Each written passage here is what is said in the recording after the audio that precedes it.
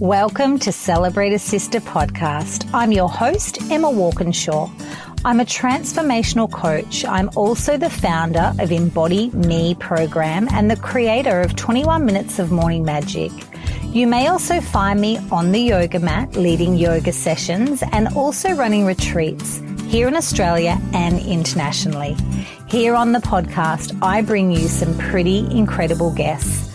We talk all things self-belief, body acceptance, personal development, outdated beauty standards, and we also call BS on the toxic diet culture, accepting the beautiful bodies we were born into, letting go of all the beliefs, and raising our self-awareness. I also come to you from time to time with a little solo episode, a little Life According to Emma moment. I'm so glad you're here. Enjoy.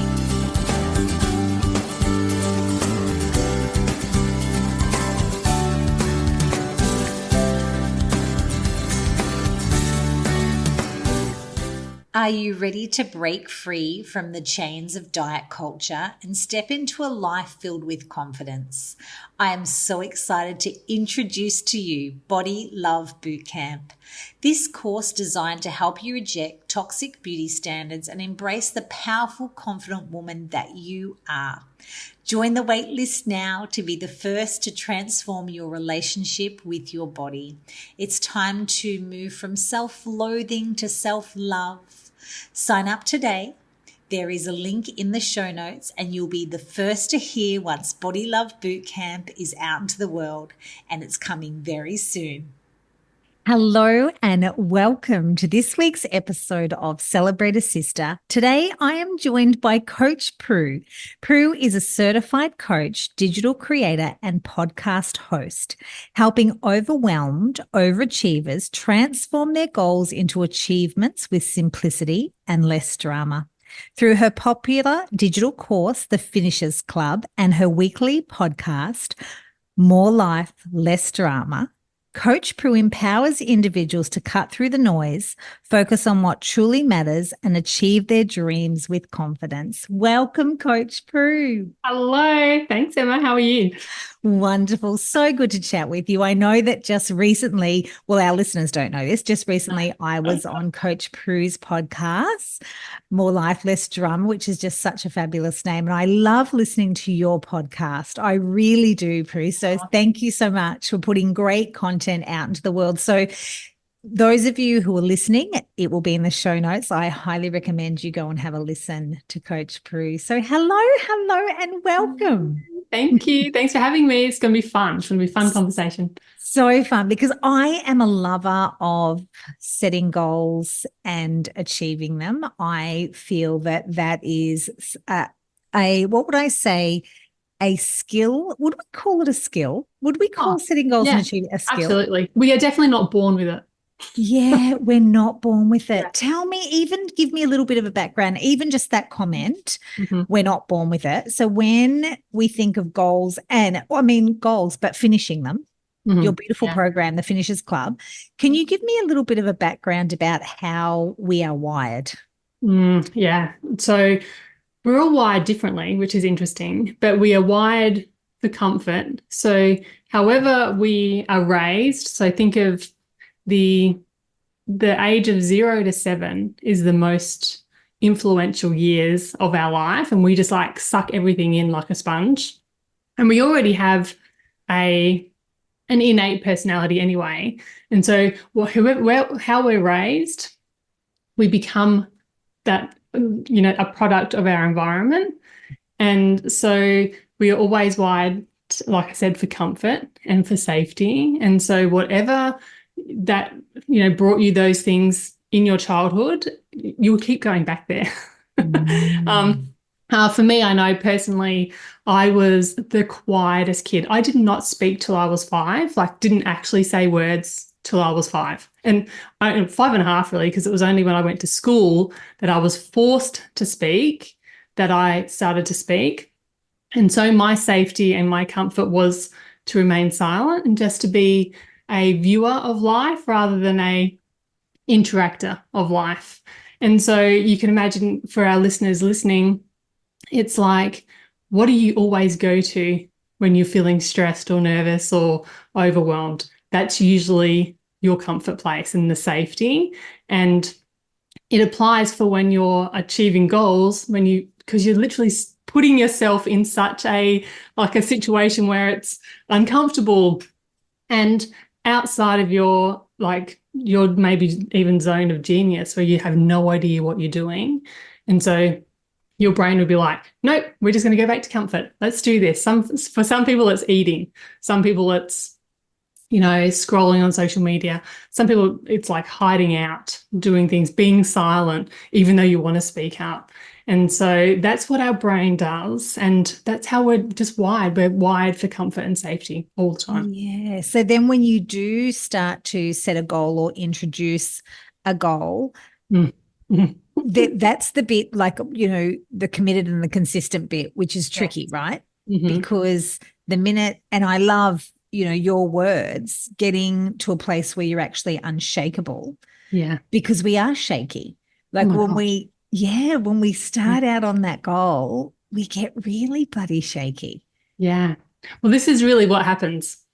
You have this brilliant idea and you think, I want to do that. It can be anything. It can be the simplest thing or a big, huge goal. And your brain goes, let's do it. And you get this excitement, energy, and it sort of sits up here in your body and you're like, yeah, let's go, let's do it. And then you go along for a little bit and then something might happen. Someone might say something. You might have an off day. You get you stumble over something, and it's different for everybody again. For me, I know I stumble over if somebody has a negative reaction to what I'm doing. As an introvert, that's the worst thing you can do for an introvert is to say, yeah, I don't really know if that's really good or, if you're doing it right or whatever. And that could be the stumbling block. And it might be only a couple of days in. And so then you stop. That's what usually happens. We usually just stop and there's lots of stuff out there about quietly quitting. And that happens a lot. We just go, when I really knew that I was doing that, I'll just stop now and just cover up the things that I really wanted and go back to feeling comfortable, because I was comfortable just being quiet. I was comfortable just staying small. I was comfortable just sitting on the couch rather than being in the gym or whatever the case may be. And then it still sits there though in the back of your mind. And occasionally you'll fire up again. You'll have that burst of energy and you'll go forward again. And then what happens is you come across some other stumbling block and it stops you again. So it's stop, start, stop, start, stop, start. So becoming unshakable doesn't mean that the stumbling blocks are not going to happen, because they are always going to happen. 100% of the time, I can guarantee something is going to happen. But what happens when you create an unshakable mindset is you get to that obstacle, it still shakes you up a little bit, but the bounce back period is quicker, and you manage to regulate your emotions again and remember why you started the goal in the first place. Remember that everybody's opinion doesn't really matter here, that might be the thing that stops you. Yeah. And then you pick yourself back up and you go on slowly. And so my whole philosophy in my coaching practice is small steps, big changes. It's been that from the very beginning, even though I've done this new little brand change. That's the thing that has stayed, because I know most people want to skip all the small stuff and they want to go straight to the big stuff. And in my program, I talk about building your tolerance to change. I call it change tolerance. So I think that's a missing piece that most people don't do. They don't build the tolerance for change. They go straight into change. They they unravel really quickly and they end up exactly where they were, before they started. And I don't want that for people. I want to see people achieve their goals, cross the finish line of their goals. And so you have to build those small steps, foundational steps first, and nail them into your unconscious mind before you move on. That's my philosophy. Yeah, I like that. I find it interesting, the silent quitting. And I was thinking, of course, through the times that I've silently quit, And I know that if I've never verbalized the goal or never verbalized it, it feels a little easier to silently quit. But it's Yes. actually not fun if I've actually verbalized it and Yeah. told people and then quit, because that comes with even the word like shame, or it just reinforces, Mm-hmm. and this is from my experience, reinforces that language that is, see, you're useless, you can't do anything. So Yep. Yeah. that the silently quitting is almost part of the, if I don't share it, Yeah. whereas I know when I do share things, Yeah. Yeah. it is actually quite supportive. And I know that Mm-hmm. people too, yeah. So tell me about the silently quitting, and is there a, in your finishers club, is Mm-hmm. there a reason why we would verbalize it, or we, like, some goals Mm. could be verbalized, some can't be, not can't, that's a strong word, but Yeah. perhaps a best kept private, or Mm-hmm. is there a Yeah. methodology around that?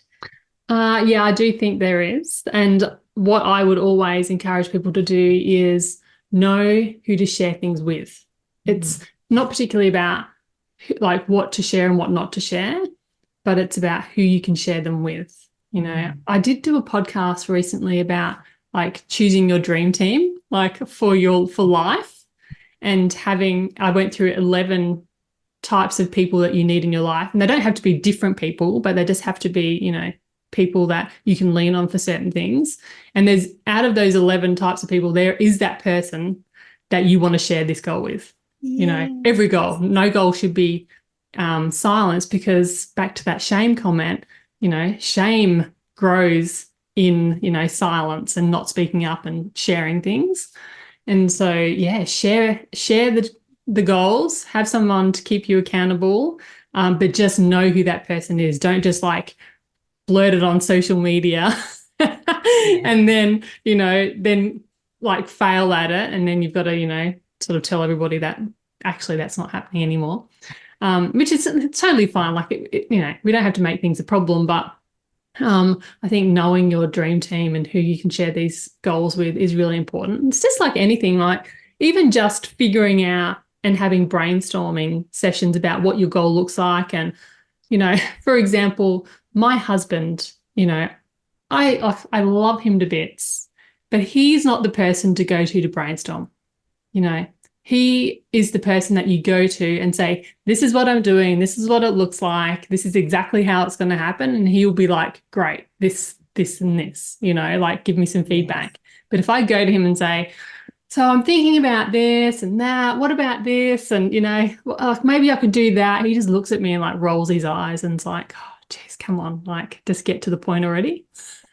Yes. And so, So yeah. yeah. So that's just an example, you know. So your Yes. closest partner is sometimes not the person for everything. You have to look out into the world and go, right, who have I got to support me with my goals? Like, you know, a coach or somebody that's, you know, knows this world and this, you know, type of work. It's a perfect person to, you know, keep you accountable and to share your goals. Like, I think when people come to me, they share all these, but first of all, they come with surface level stuff. And we, you know, you coach through, and you'd mostly find this too in your practice. And surface level stuff is great. You know, that's the stuff that's happening in life, in your circumstances, and it gets people to coaching. And then they get in here and then they'll say something, just like they'll drop like a little hint of what they actually want. And so as a coach, we'll hear that and we're like, oh, let's just talk about this. And then you can feel their excitement in them, you know, when they talk about their actual dream that they really want, but they've just kept it quiet because, you know, it doesn't seem really realistic. And I'm the person that is over here like cheering them on, going, that is fucking fantastic. Like, let's Yeah. go. Let's Yeah. do that. They're like, really? We're like, let's do it. Let's just like play it out. Let's have a look what it looks like. And even if that dream doesn't come to fruition, or if they decide not to pursue it, the confidence it builds in that person to say, you know what, I'm worthy of this. I can do this. I'm allowed to dream. I'm allowed to go out and give things a go. And if they don't work out, so be it. But if they do, amazing. You know, so it's just Yeah. that person that is going to be the cheerleader, I suppose. So yeah, share your dreams and your goals, but share them with the right people. Yeah. And I Yeah. do like that, Prue, that sometimes, well, everyone needs the person that you can brainstorm with. Yes. And also that's a special kind of person that can be the brainstormer person that you go Yeah. to. That's why coaches are great because Yeah. I'll let you just ask, they'll Go ask. down tangents. Yeah. Yes. And from Yeah. that, clarity comes because it's a Mm. sorting of, well, I'm just going to say all of these things and then take some things off the table. And sometimes, the thing that you bring up gets legs. That's the Yeah. thing. Yes. That's right. Yeah, it It's does. so it's worth having that brainstorming person in your Yeah. life. That's Yeah. particularly when you're wanting to look at a goal or try it on almost, Yeah, isn't it? yeah, that's Try it right. on. Yeah. I talk about that all the time. It's like trying on new thoughts as well. Yeah. It's like, oh, I've never actually thought that way before. It's like, oh, well, just try it on. It's like, Yeah. try on, I'm capable, Yeah. try on, I'm amazing. Try on, I finish my goals and just see how it feels. Yeah. And it's the same thing with goals. It's like actually the goal, try that on. I love Yeah. that. And Yeah. see. I Yeah. also really liked in one of your podcasts, I'm sorry, I'm not sure which one it was, but you talked about when we'll choose a goal and it actually isn't ours. Oh, yes. I Yeah. thought that was a really great point. So, Yes. with clients you work with, or even yourself, your Yeah. own, speaking from your own experience, can you give us an example of when we've perhaps taken on a goal and we're working towards it, but it's not actually ours? Yes. Perfect example for me, just to use myself, is I've never been into like super heavy like workouts or anything like that. I love being fit. I love being healthy. But pushing my body and feeling exhausted and pushing it to the limit has never been my thing, like ever. And then I remember one of my friends posted on Facebook that she was doing the Sydney marathon or the city to bay, or no, it was in Sydney. So it was like a 14-kilometer walk slash run. And for some reason, I was like, you know what? Yeah, I'm going to train for that. I'm going to do that. Anyway, so I started and I was already a walker and an exerciser already. But then I just pushed myself like way too like fast too early and I injured myself. And I remember thinking to myself, what the hell am I doing? Like, I don't even like this has never been on my list to do ever, to run a marathon or do anything like strenuous like that. And I remember thinking to myself, yeah, this wasn't my goal. Like this was, this woman's goal. She loved it. And I just got that FOMO energy from her goal. And I was like, I need to adopt this. It's a good goal. I need to do this as well. Like everybody's out doing marathons and doing all these big things. And I should be doing that. It's like that should sort of thing. Yes. And so I remember after that thinking, oh, yeah, that happens all the time. So many people I know, so many women come to me wanting to lose weight and be healthy and all the rest of it. But really, it's not even theirs. They don't even want to do that. They're actually like quite satisfied with how they are, but they think society, society is dictating to them what their goals should be. So you can pretty much guarantee 90% of the population of women have some sort of weight loss or health goal, right? And it's like, that doesn't have to be that way. That is not your goal. Like, we Yeah. don't wake up every day wanting to lose weight. We just don't. But it's drilled into us that we should. And so, yeah, that's for everything, being like the weight loss goal is such an easy example, but there are so many goals out there that people are, putting themselves through and hating every minute of it. And it's not even theirs. Like whether it be like study, imagine being at university. I know so many people that go to university and do a degree that their parents chose or their parents decided that that would be good for them. In even later in their career, they're like, doing all this stuff that really they don't really want to do, but they think they should do it. Yeah. And no wonder they're only half-assing it, Yeah. so they're just like, it's such an effort to show up and take any action in a goal that is not yours. It's a really good way of deciphering whether a goal is yours or not. It's like, have you got energy to show up for it, or do you not have energy? it's not the only decider, but it's a pretty good indicator if you Yeah. have or have not. Yeah. Completely. That is a good one to explore when you Yeah. set a goal. That question, is it mine? Or even back to, Prue, I'm a lover of, body acceptance. Yeah. Is this beauty standards and diet culture, or is this actually mine? How do I actually really feel? Am Yeah. I okay? Yeah. Because it's life sucking and gets rid of the joy in a heartbeat when you're pushing towards or going towards something Yeah. that's not even yours. Oh, yeah. It's, So, yeah. yeah, would you say that there is a time and a place where no goals are a good thing? Is there a time place where it's okay not to have a goal? Oh, yeah, absolutely. Yeah, I think Mm. so. And everybody, I can't say when that is or, Yeah. for who that is for. It's been plenty of times in my life that I haven't had goals, and look, I've survived. Yeah. But I do think like some people are completely against setting goals. And that's Yeah. totally fine. Like I'm all for whatever works for somebody's life, works for their life. There's no cookie cutter strategy or way to Yeah. do things ever.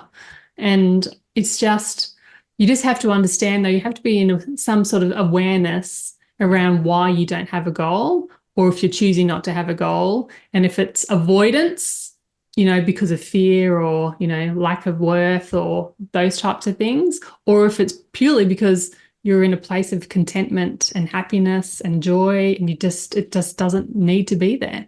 So Yeah. I think it's all very nuanced, I suppose.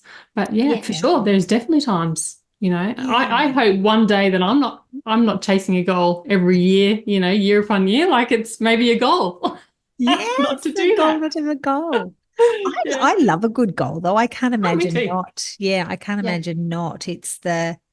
Because when you say the awareness and the consciousness around why you're here and what you're doing is such a beautiful thing to have a focus, because that avoidance thing or distraction or that kind of low level depressiveness, sometimes that's you can't even think of a goal because you fear of failure, or it's just not even, there's Yeah. just not capacity for it. And I guess that would happen from time to time for people.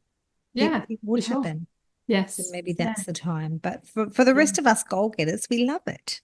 So I Yes. want to ask, what is the most common challenge your coaching clients face when it comes to goal setting? How do you help them become a finisher? Yeah, well, it's definitely their mindset. You know, of course, always it comes back to mindset. Um, the the most common obstacle that most people come against, surface level, it's a time thing. People going, oh, I don't have time. And then really, really the problem is an underlying I'm not worthy of my own time. Like I need to give to everybody else. That's usually what happens. People are giving everything to everybody else and doing a great job at that. But they're just not giving themselves their own time because they don't feel like they deserve that time. So I think that's the main obstacle people come up against. So that whole underlying self-worth and self-love and acceptance, that type of stuff is the main obstacle. Is the main obstacle. Yeah. Yeah. Which, And really sad, but yeah. also empowering because that is something that's in our control. Yes, it is. Yeah. And great one to explore where you actually Mm. do spend your time. Yeah. And this goal, how much time does it need? So, even Yeah. for our listeners, what is a goal that you've got that you think you don't have time? How much time are you potentially dedicating to other things like watching Netflix, scrolling on social media, Yeah. worrying about other people that don't need you to worry about them? Yeah. And and also how much time does this goal need? Because it's like that blanket statement that we almost say, I haven't got enough time, but hang on a moment. What does it actually need from you? Mm-hmm. Could you create that? Yeah. Yeah. Oh, yeah, for sure. I have a time audit. It's the most tedious thing ever, but so worth doing. So That's the truth. if anybody's up for it, I can send it to you so you can drop it in the show notes because it Yes. is such a powerful realization of how much time we are spending just doing nothing, and then complaining about our lack of time. Yeah. But we can actually just like grab moments of time to finish and complete the goals that we want, like, Yes. like for example, going to the gym can be like 15 to 20 minutes if you want to, or half an hour, a lot of people are like, no, I haven't got time for that. Yet they spend, 6 hours a day on social media. And it's Yes. like, yeah, it's a bit of a wake up call when you actually log how much time you're doing spending stuff. It can be quite devastating.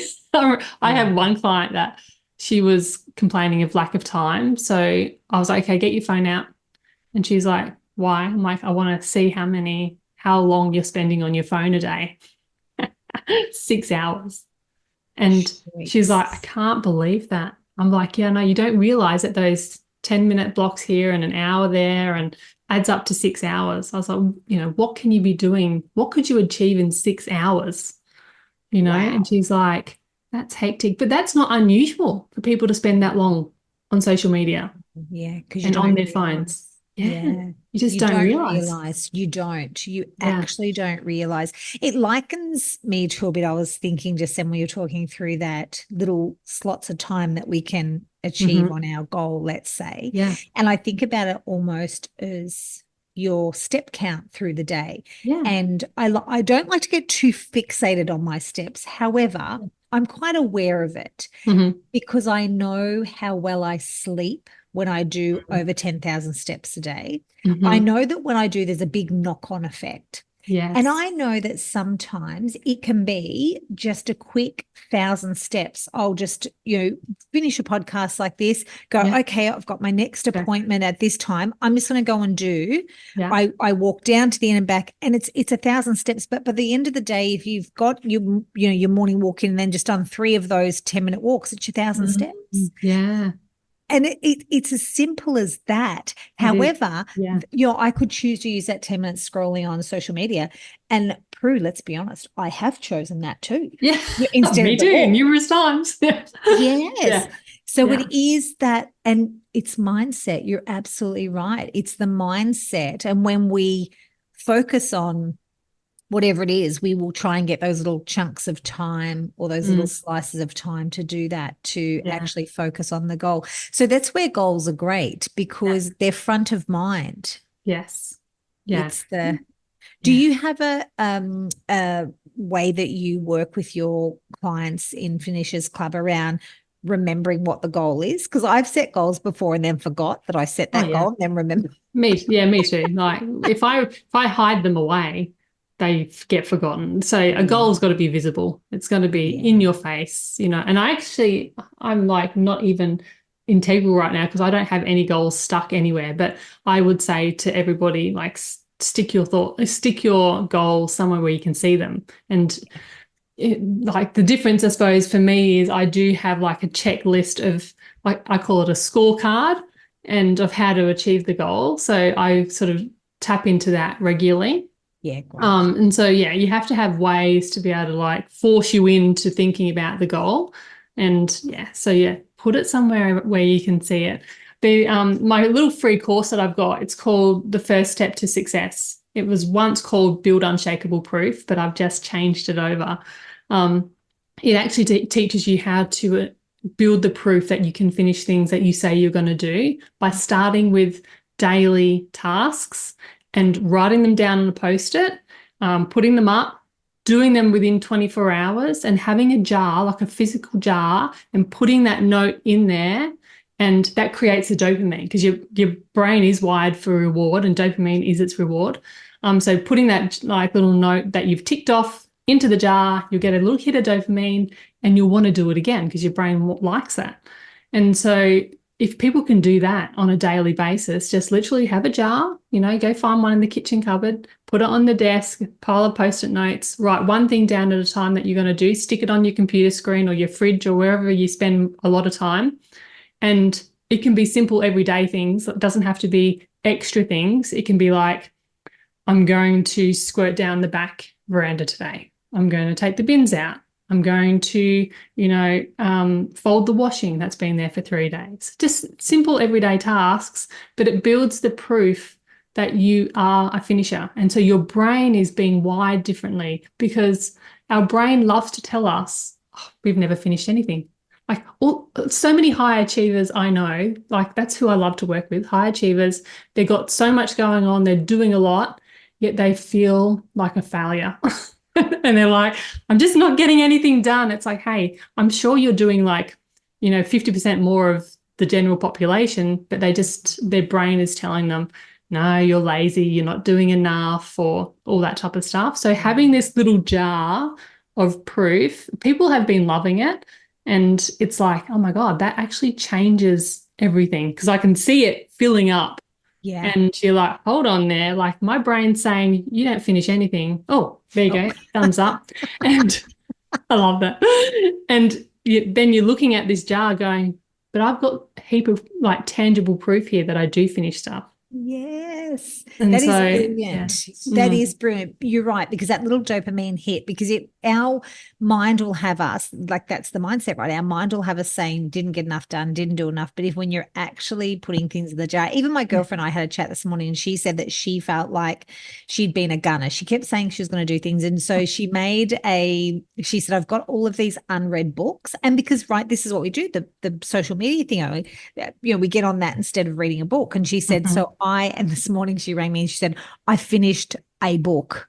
And I said, well done. But that's the thing, right? It's reinforcing the simplicity. Yes. But it's not that simple because our mind will have us. Yeah. And that's, those small steps. So your beautiful little free course, I'll pop that in the show notes for everyone to refer to. And I love that, Prue, to get a jar with your Post-it notes and start to show yourself that actually reinforcing that mindset that I can, I do, I have. Yeah, look at it. I've got the proof. The proof jar is right here. Yeah. Yeah, we almost need that proof. Yeah. But it's such a simple tool, but the simpler the better. Literally we are busy people. This in this day and age, we've got so much more going on than we've ever had. And we have to find ways to do things simply that doesn't add to the pile of things to do. It just needs to be incorporated in and just build that proof that you're already doing stuff. And I in the Finishers Club, we focus on a 4-week goal. In this little mini course, it's like a daily goal. And then, later on, usually in one-on-one coaching, I focus on bigger goals, people doing things.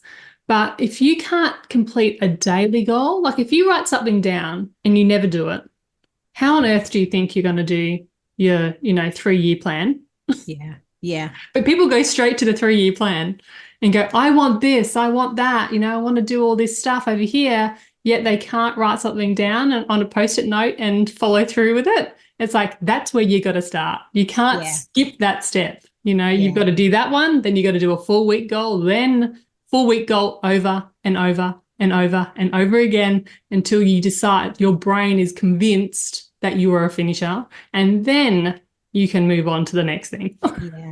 Because that's how mindset works. We need that reinforcement. We need that proof. We need to prove to ourselves almost. Well, we need that. I guess it's confidence too when we actually see that we can do it. And then, like you say, the subconscious mind then goes, this is our new thing that we do. This is what we do. Yeah, this is We're finishers.